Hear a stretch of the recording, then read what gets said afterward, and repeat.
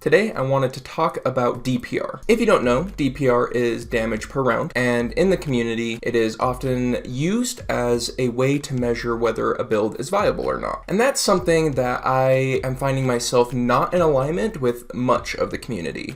So I believe this began with Treant Monk doing the DPR calculation for Warlocks, Eldritch Blast, and Agonizing Blast as like baseline damage, and then they do 150% of that for good damage and 200% of that for great damage. And it's really common for people not to consider a build worth playing if it doesn't meet that baseline damage. And that's something I'm finding myself more and more not in alignment with. And I think the best way for me to express why is to tell you a story. This story is about two characters. One's named Kevin, one's named Deirdre. So Deirdre was Kevin's druid healer. She was a shepherd druid, and her main thing was she would summon a couple dire wolves and then would focus on healing. Kevin's main thing, he was an Ancestral Guardians barbarian. His whole thing was find the biggest, scariest enemy and go attack them and make sure you hit at least once.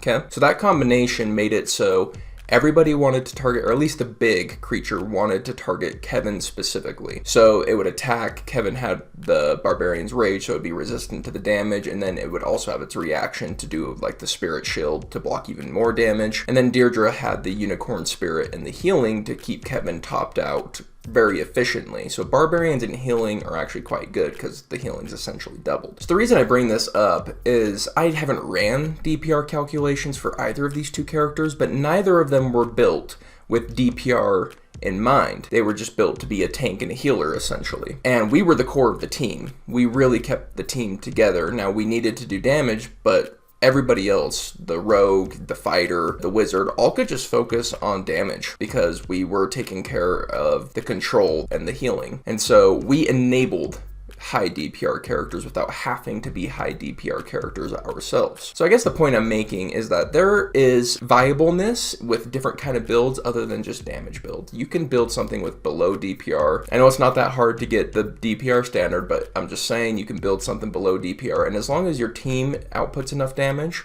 that's how I think about it. It's more of a squad than it is a single individual. If your squad is hitting DPR thresholds, you're fine. And so if you have a character that's defensive when all your other teammates are offensive, your squad's still hitting that DPR threshold, so you're great. I guess that's my final point to this video, is that I would rather think about balance in terms of your team as opposed to terms of a single character. Anyways, kind of a weird video, just kind of a hot take I felt like talking about, but let me know what your thoughts are in comparison to mine in the comments down below. We are D&D Daily. We release new content every single day, so if that's interesting to you, hit the subscribe button, and I'll see you on the next one.